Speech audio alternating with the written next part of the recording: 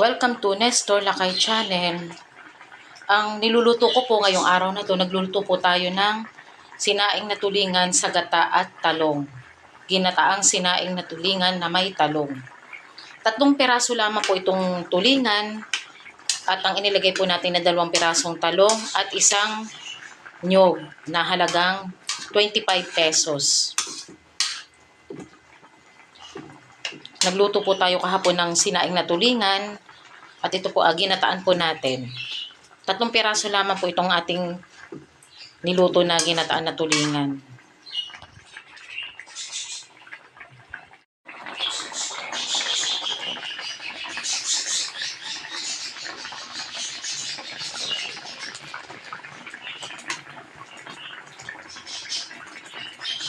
Ang masarap po sa sinaing na tulingan, masarap din po itong iprito, masarap din pong gataan.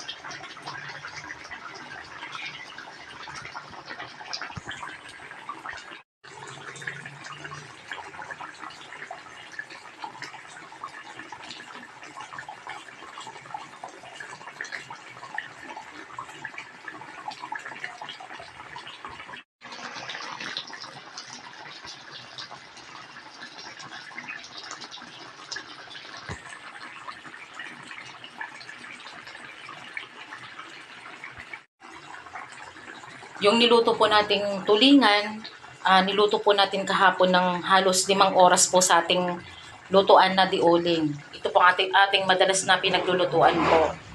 Ito pong ating tulingan, ang sarap po nito. Oh. Halos mga 5 oras ko po itong niluto kahapon.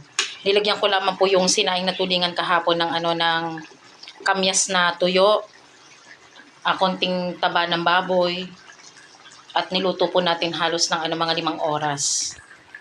Itong ating ginataan, napakasarap po nito. Dahil itong tulingan, malasang-malasa na po.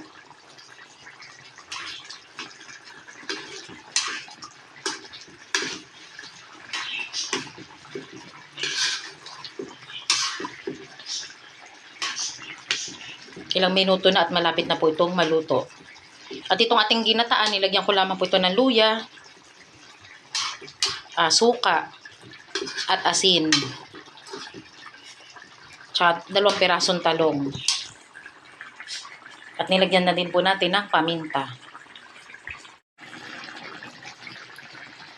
Luto na po ang ating ginataang sinaing na tulingan with talong.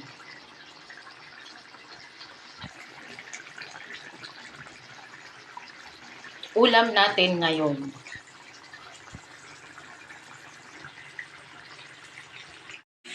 Ulam natin ngayon, ginataang sinaing na tulingan with talong. Maraming salamat po sa panonood nyo po ng aming channel, Nestor Lakay Channel, at huwag nyo kalimutan mag-like, share, and subscribe po sa aming channel.